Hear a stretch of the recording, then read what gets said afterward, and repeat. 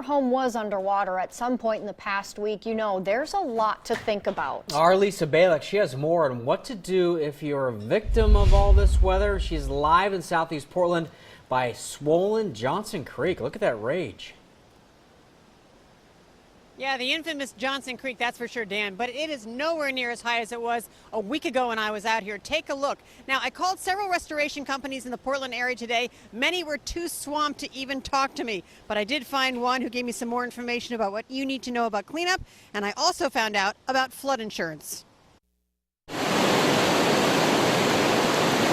It's not over, no end in sight. So that's why we're seeing this.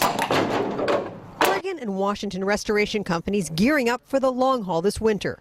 At Belfour, out by the Portland airport, I found several National Disaster Team trucks that rolled in over the past few days. Loaded with water removal pumps, dehumidifiers, dryers, and other flood attack devices. 20 extra workers arrived to tackle a lot of flooded basements.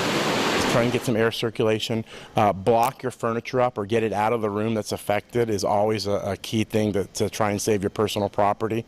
And then at that point is just dehumidifying and drying it out. Inside the company, I found box after box of home and office items stored while water removal is underway. I wanted to know what you can do if you get flooded. Let's say it happens at your house. What would you be doing in terms of if you got the basement flooded? I would cut out the affected materials, any porous building materials, so like drywall, carpet pad. I found out that in most cases, your homeowner's insurance policy does not cover flooding from all this rain. The flood program is a federal program run through different insurance companies, and you have to buy a separate flood policy to have coverage for flood. So a typical homeowner's policy will exclude like the water we have now where it's saturating the soil and leaking into your basement. That's going to be excluded from most typical homeowners policies. You have to purchase flood insurance separately, anywhere from $400 to $2,000. I was told most people don't have that rider.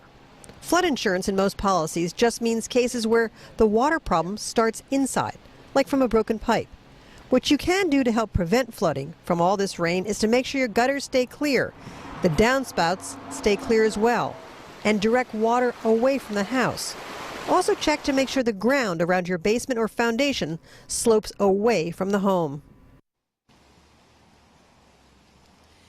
Now, as for mold growing, it only takes a couple of days. You can get a professional in to help clear that out, or bleach and water becomes your very best friend.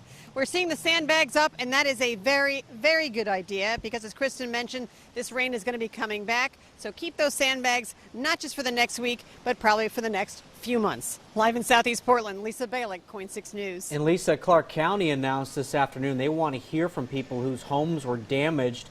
They have a form that you can fill out online. I have that on my Twitter feed, so if you folks go to my Twitter account, which is Dan Tilkin KOIN 6, there's a link there for people in Clark County to fill out. Good to know. All right, thanks, Lisa.